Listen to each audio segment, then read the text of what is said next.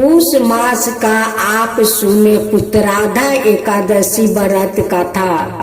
युधिष्ठिर ने कहा, हे भगवान, आपने सफला एकादशी का महात्म्य विधिवत बताकर बड़ी कृपा की है।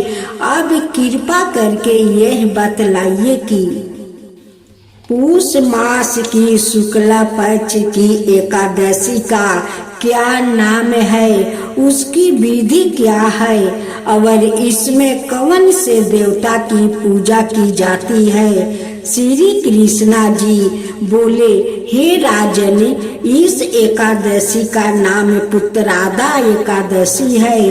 इसमें भी नारायण भगवान की पूजा की जाती है। इस चर्य और आचार्य संसार में पुत्रादा एकादशी के व्रत के समान कोई और दूसरा व्रत नहीं है।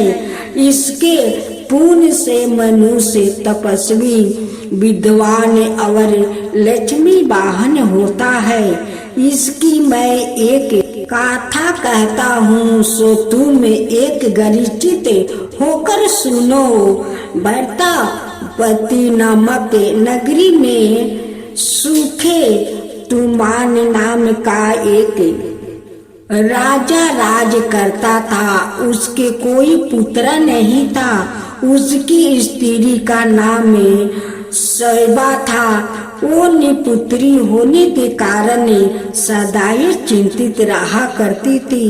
राजा के पितर भी रो रो कर पिंड लिए करते थे और सोचा करते थे कि इसके बाद हमको कौन पिंड देगा। राजा को कोई भाई बंधुआ, धन, हाथी, घोड़े, राज और मंत्री, इन सब में से किसी चीज से भी संतोष नहीं होता था। इसका एकमात्र कारण पुत्र का ना होना था। वो सदैव यही विचार करता था कि मेरे मरने के बाद मुझको कौन पिंड दान देगा। बिना पुत्र के पितरों और देवताओं का ऋण मैं कैसे चुका सकूंगा। जिसे घर में पुत्र ना हो उसमें सदैव ही अंधेरा रहता है। इसलिए मुझे पुत्र की उत्पत्ति के लिए प्रयत्न करना चाहिए। जिस मनुष्य ने पुत्र का मुख देखा है वो धन है। उसका इस लोक में यश और परलोक में शांति मिलती है। अर्थात उसके दोनों लोक सुधर जाते हैं। पुण्य जन्म के कर्म से ही इस जन्म में पुत्र, धन आदि प्राप्त होते हैं। राजा इसी प्रकार दिन रात चिंता में डूबा रहता था। एक समय राजा ने अपने शरीर को त्याग देने का विचार किया, परंतु आत्माघात को महान पाप समझकर उसने ऐसा नहीं किया। एक दिन राजा ऐसा ही विचार करता हुआ अपने घोड़े पर चढ़कर वन को चल दिया और पंछियों और वृक्षों को देखने लगा। उसने देखा कि वन में मिर्ग, बेअंगे, सुअर, सिंह, बंदर, सिरप आदि सब भ्रमण कर रहे हैं। हाथी अपने बच्चों और हाथिनियों को बीच में घूम रहा है। इस वन में कहीं तो गिरधर अपने कंकार से सवाई में बोल रहे हैं। कहीं उल्लू बिदनी कर रहे हैं। वन के दुर्दशों को देखकर राजा सोच विचार में लग गया। इसी प्रकार उसको दोपहर बीत गया। वो सोचने लगा कि मैंने कई जग किया, ब्राह्मणों को स्वादिष्ट भोजन से तृष्ट किया, फिर भी मुझको यह दुख क्यों प्राप्त हुआ। राजा प्यास के मारे अत्यंत दुखी हो गया और पानी की तलाश में इधर उधर फिरने लगा। थोड़ी दूरी पर राजा ने एक सरोवर देखा। उस सरोवर में कमल खिल रहे थे। सारस, हंस, मगरमच्छ आदि विहार कर रहे थे। उस सरोवर के चारों तरफ मुनियों के आश्रम बने हुए थे। उस समय राजा के दाहिने अंग फरकने लगे। राजा शुभ शकुन समझ कर घोड़े से उतर कर मुनियों को दंडवत करके उनके सामने बैठ गया। राजा को देखकर मुनियों ने कहा, हे राजन, तुमसे अत्यंत प्रसन्न है। तुम्हारी क्या इच्छा है, सो कहो। राजा ने उसने पूछा कि महाराज, आप कौन है और किस लिए यहाँ आए हैं, सो कहिए। मुनि बोले, हे राजन, आज संतान देने वाली पुत्रादा एकादशी है। हम लोग विषव देव है और इस सरोवर पर स्नान करने के लिए आए हैं। इस पर राजा कहने लगे कि महाराज, मेरे भी कोई संतान नहीं है। यदि आप मुझ पर प्रसन्न है तो एक पुत्र का वरदान दीजिए। मुनि बोले कि हे राजन, आज पुत्रादा एकादशी है, आप इसका व्रत करो। भगवान की कृपा से अवश्य ही आपका पुत्र होगा। मुनि के वचनों के अनुसार राजा ने उस दिन एकादशी का व्रत किया और द्वादशी को उसका पारण किया।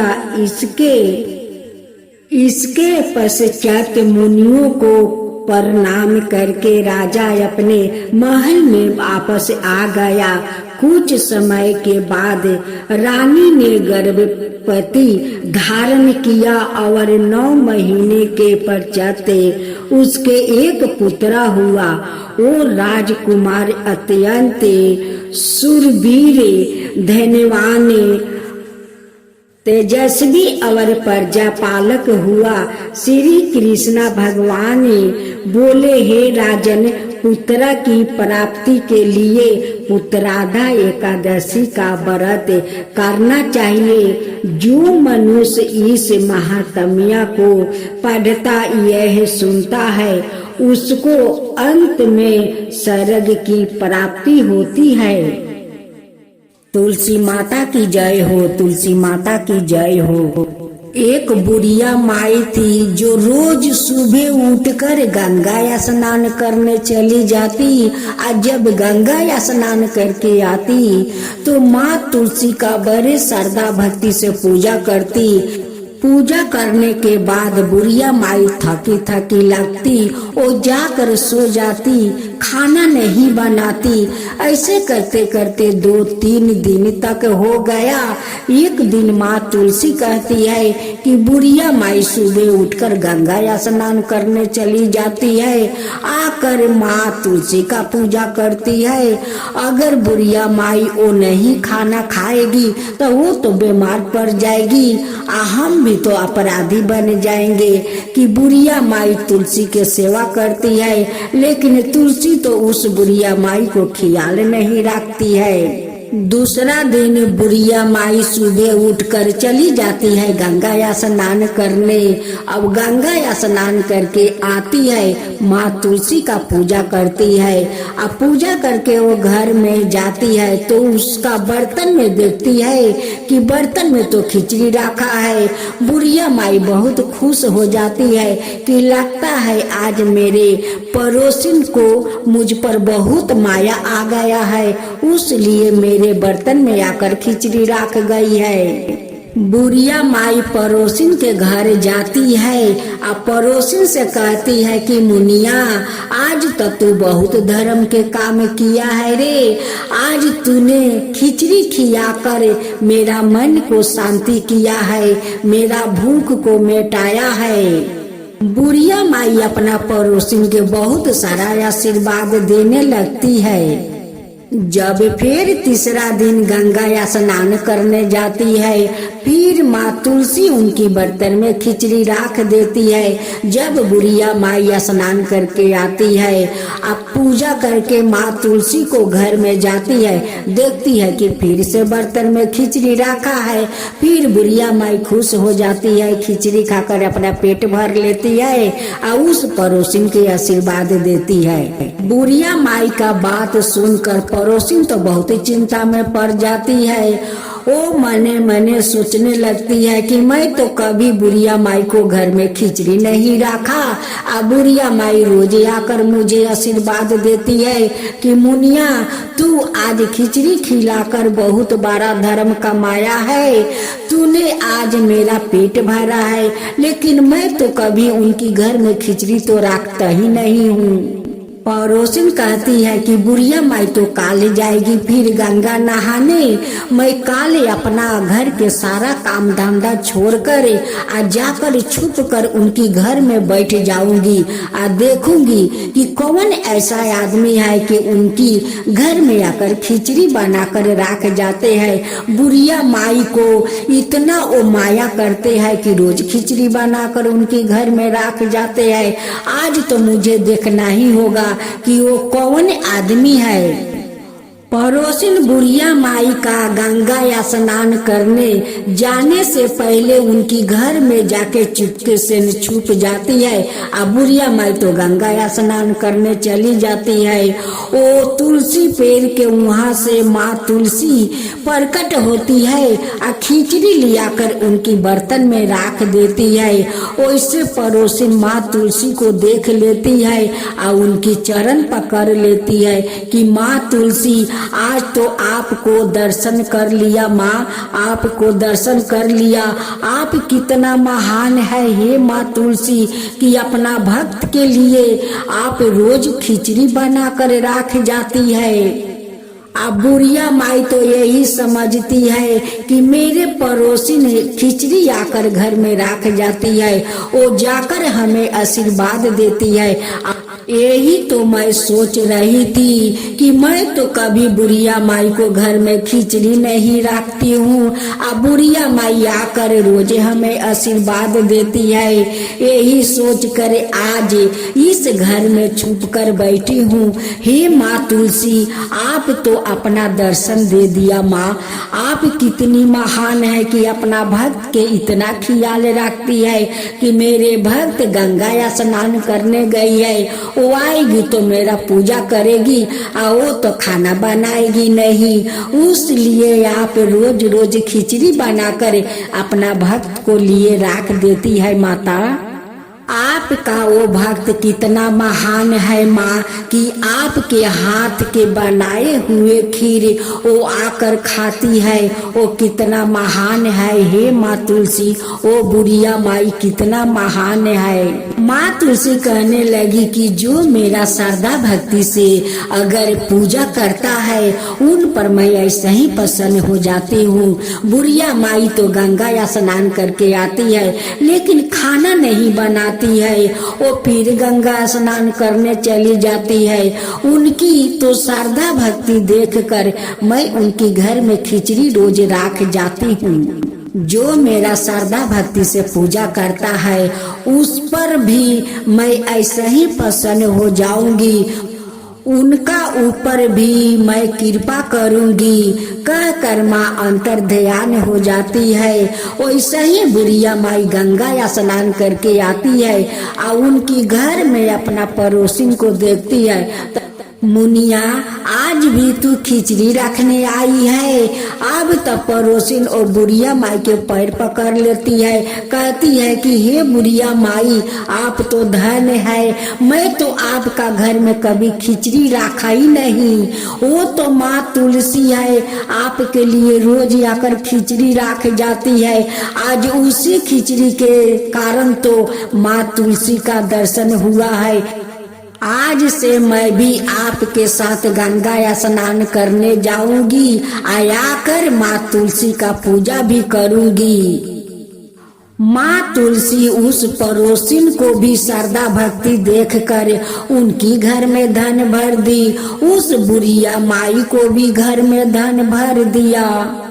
हे माँ तुलसी, आप जैसे उस बुढ़िया को ख्याल रखा, उन्हें रोज रोज खिचड़ी बनाकर खिलाया, उनके साथ साथ उनकी पड़ोसिन को घर भी धन से भर दिया।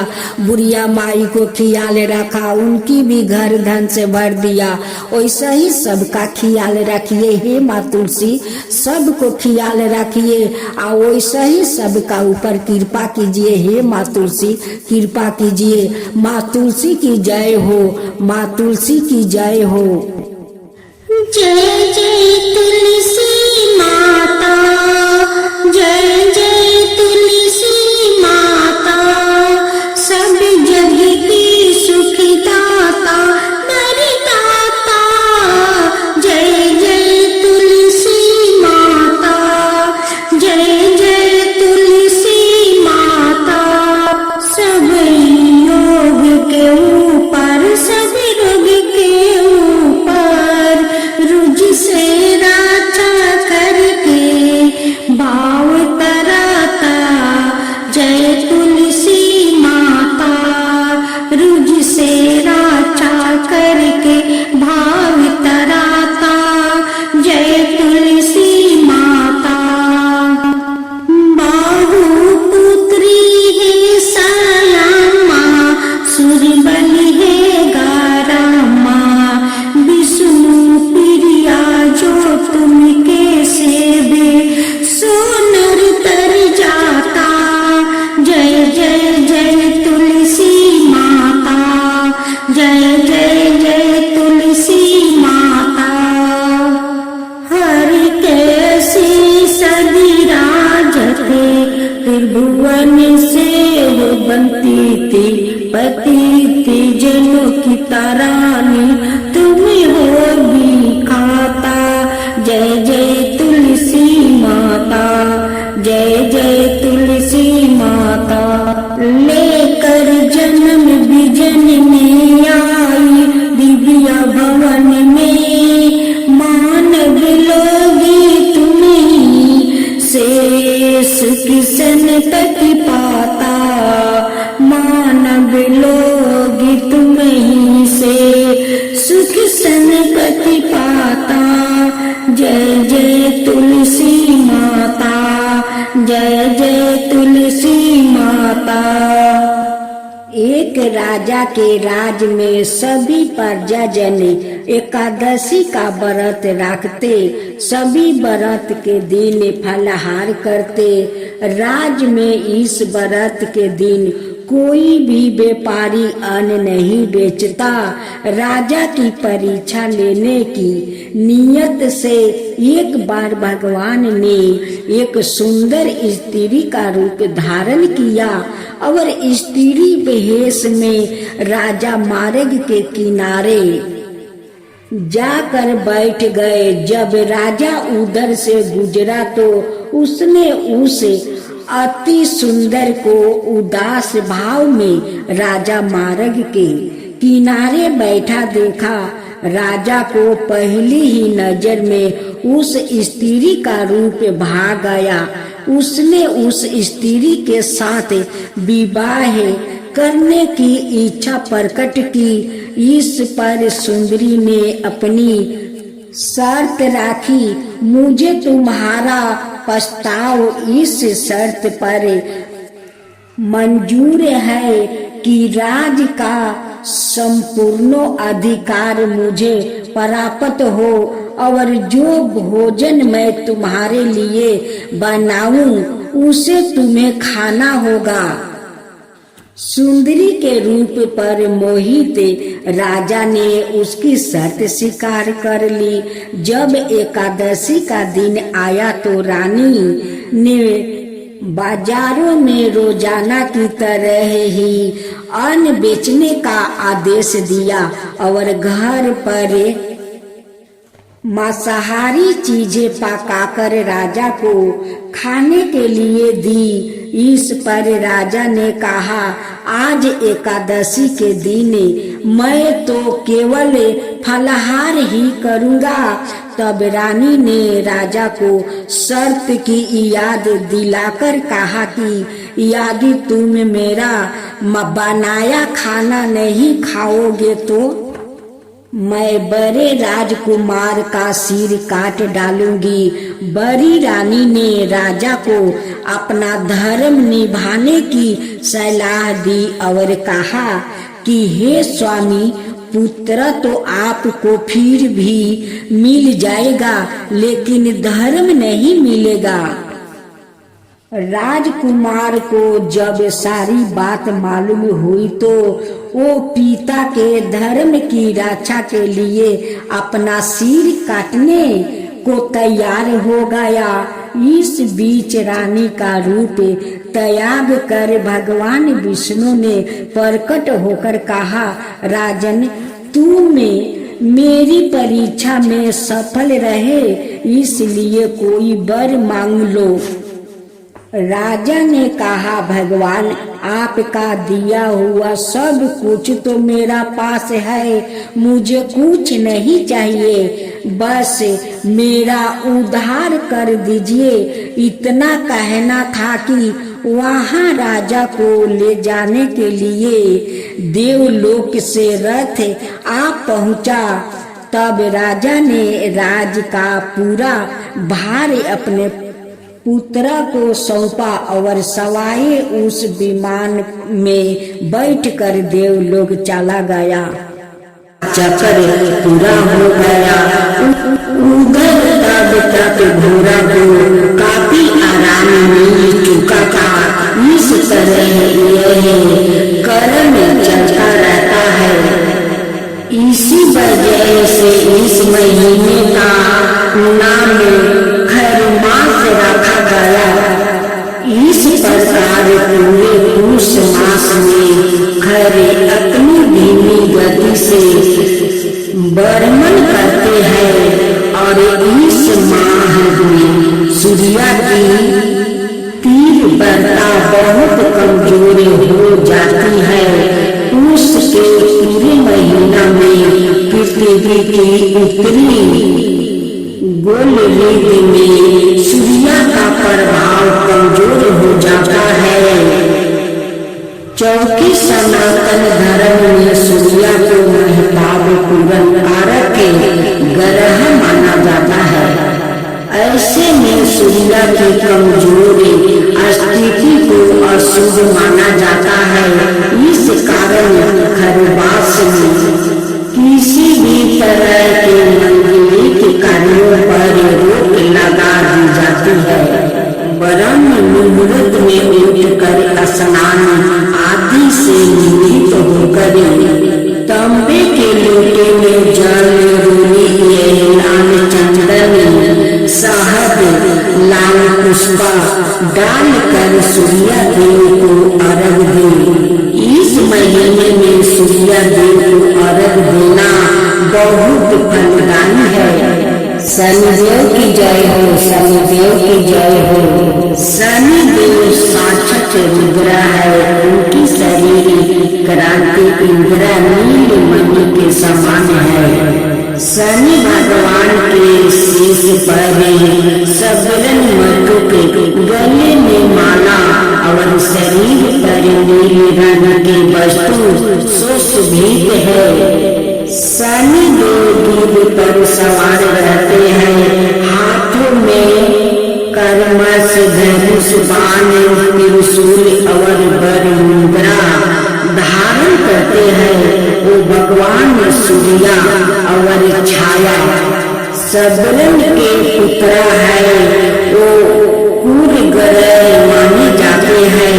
इनकी दृष्टि में कुर्ता का मुख के कारण उनकी पत्नी का श्राप है।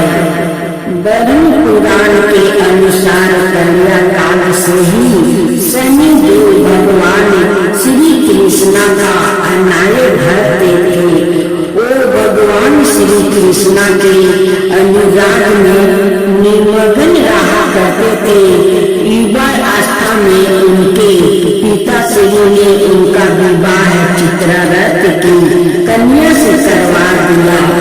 उनकी पत्नी सती साध्वी एवं परम तेजस्विनी थी। एक रात्रि वो ऋतु स्नान कर पुत्र प्राप्ति की इच्छा लिए शनिदेव के पास पहुंची, पर देवता तो भगवान श्री कृष्णा के ध्यान में लीन थे। उन्हें वरन संसार की सुधि ही नहीं थी। उनकी पत्नी प्रतीक्षा करके थक गई। उनका रीत काल निष्फल हो गया। इसलिए उन्होंने क्रोध होकर शनिदेव को श्राप दे दिया कि आज से जिसे तुम देखोगे वह नष्ट हो जाएगा।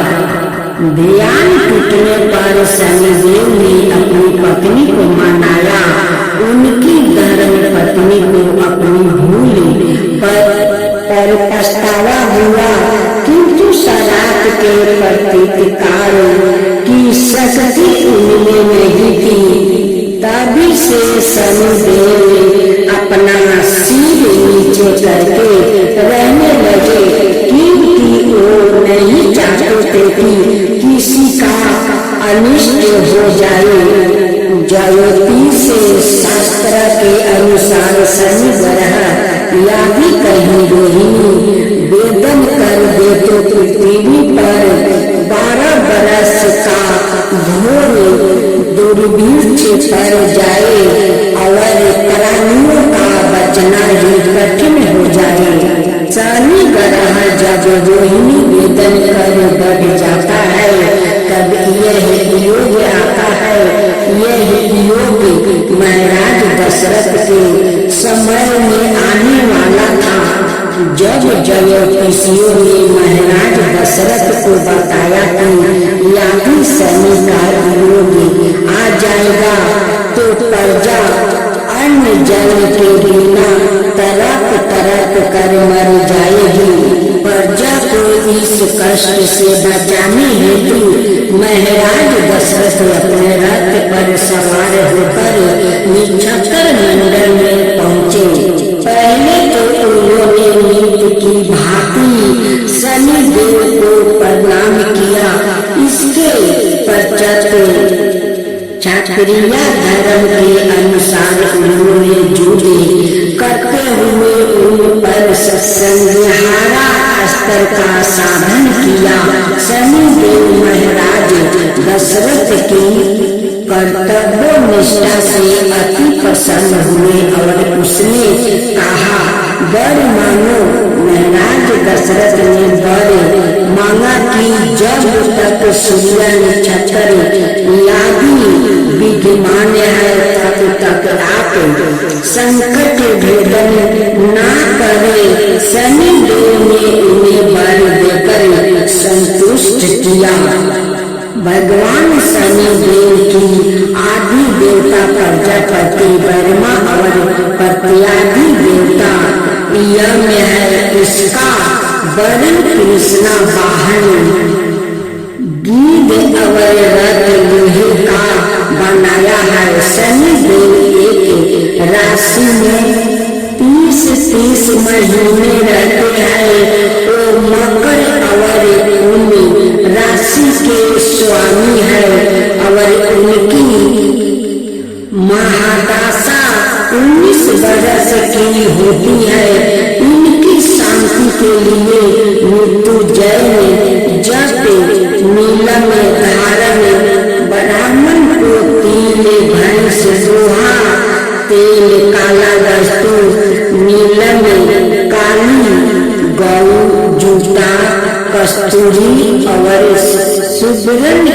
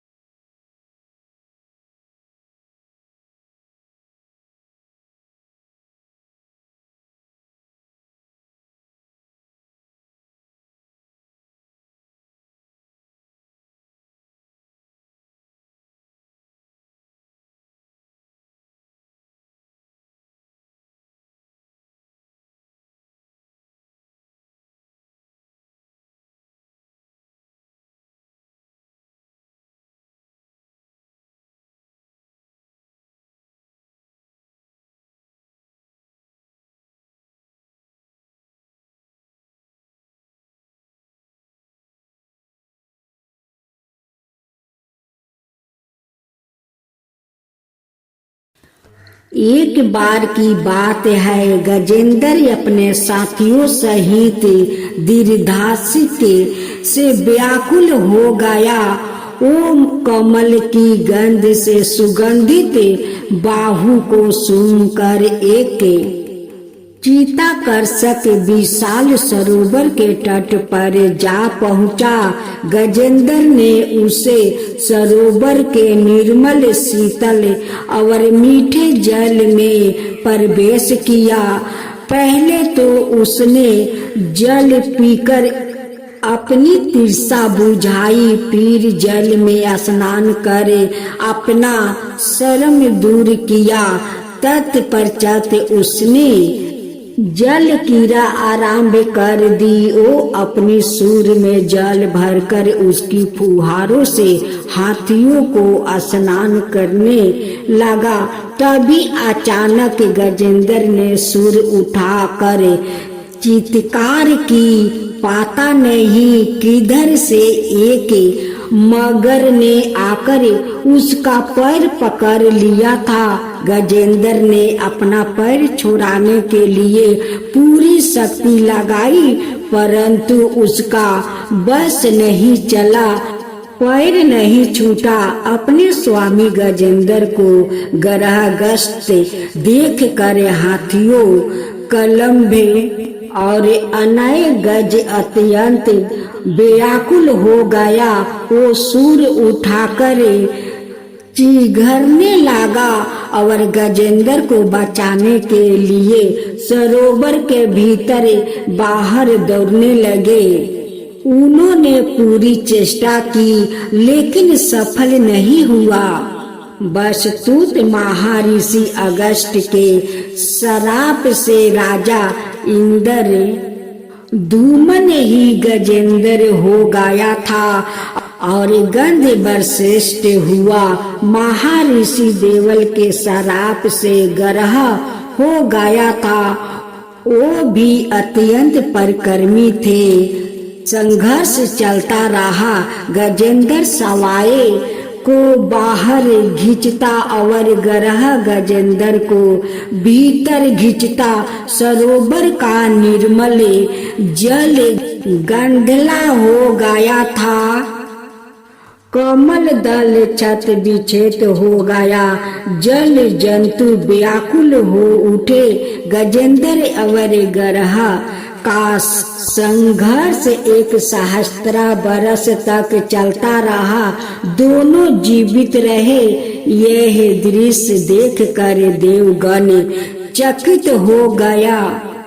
अंतत गजेंद्र का शरीर शिथिल हो गया। उसके शरीर में शक्ति और मन में उत्साह नहीं रहा, परंतु जलचर होने के कारण ग्रह की शक्ति में कोई कमी नहीं आई। उसकी शक्ति बढ़ गई। ओ नवीन उत्साह से अधिक शक्ति लगाकर गजेंद्र को खींचने लगा। असमर्थ गजेंद्र के प्राण संकट में पड़ गया। उसकी शक्ति और पराक्रम का अहंकार चूर चूर हो गया। वो पूर्णतः निराश हो गया, किंतु पूर्व जन्म की निरंतर भगवत आराधना के फल स्वरूप उससे भगवत मृत्यु हो गई।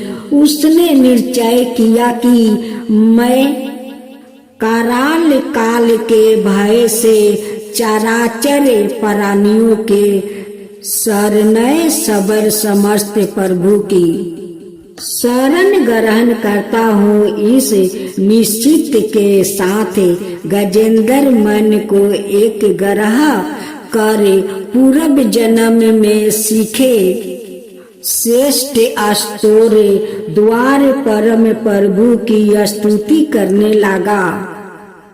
गजेंद्र की स्तुति सुनकर सबरत में सबर देव रूप भगवान विष्णु प्रकट हो गए। गजेंद्र को पीड़ित देखकर भगवान विष्णु गरुड़ पर अरुद होकर अत्यंत शीघ्रता से उकत सरोवर के तट पर पहुँचे। जब जीवन से निराश और पीड़ा से छूट पाते गजेंद्र ने हाथ में चक्र लिया। गरुड़ भगवान विष्णु को तिरपात से अपनी ओर आते देखा तो उसने कमल का एक सुंदर पुष्पा अपनी सूर में लेकर ऊपर उठाया और बड़े कष्ट से कहा, नारायण जगदे गुरु भगवान आपको नमस्कार है। गजेंद्र को अत्यंत पीड़ित देखकर भगवान विष्णु को गरुड़ की पीठ से कूद पड़े और गजेंद्र के साथ गरोह को भी सरोवर से बाहर खींच लिया और परंतु अपने तीक्ष्ण चक्रा से गरह का मुंह फाड़ कर गजेंद्र को मुक्त कर दिया।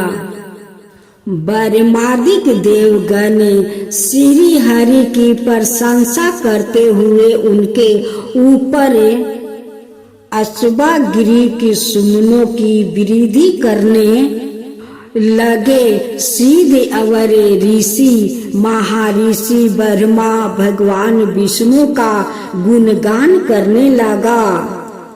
गरहा दिव्या शरीर धारी हो गया। उसने विष्णु के चरणों में सिर रख कर प्रणाम किया और भगवान विष्णु को गुणों की प्रशंसा करने लगा। भगवान विष्णु के मंगल मयम वरद अस्त्र के स्पर्श से पाप मुक्त होकर अभिस्पष्ट हुए गंधर्व ने प्रभु की परिक्रमा की और उनके 13 लोक वंदित चरण कमलों में प्रणाम कर अपने लोक चला गया। भगवान विष्णु ने गजेंद्र का उद्धार कर उसे अपना प्रस्थ बना लिया। गंधर्व सीधे और देवगण उनकी लीला का गान करने लगे।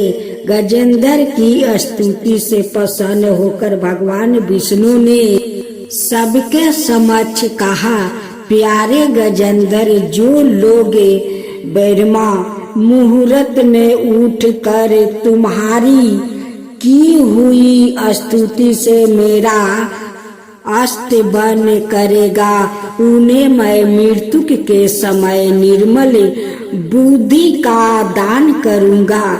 यह कहकर भगवान विष्णु ने प्रसिद्ध रूप में गजेंद्र को साथ लिया और गरुड़ रूढ़ होकर अपने दिव्या धाम को चले गए। जय गणेश जय गणेश जय गणेश देवा, माता जानकी पार्वती पिता महादेवा। जय गणेश जय गणेश जय गणेश देवा, एक दांत दयावंत चार भुजी धारी, मस्तक सिंदूर सोहे मूस की सवारी। जय गणेश जय गणेश जय गणेश देवा, माता जानकी पार्वती पिता महादेवा। अंधन को आँख देते कोढ़ियन को काया, बाजिन को पुत्र देते निर्धन को माया। जय गणेश जय गणेश जय गणेश देवा, माता जानकी पार्वती पिता महादेवा। हार चढ़े फूल चढ़े और चढ़े मेवा, लड्डुअन का भोग लगे संत करे सेवा। जय गणेश जय गणेश जय गणेश देवा।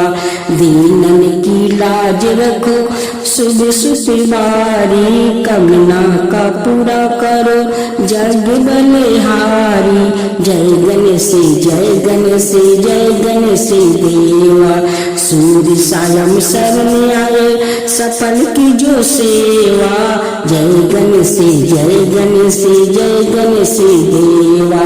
माता जानकी पार्वती पिता महादेवा। जय गणेश जय गणेश जय गणेश देवा। माता जानकी पार्वती पिता महादेवा।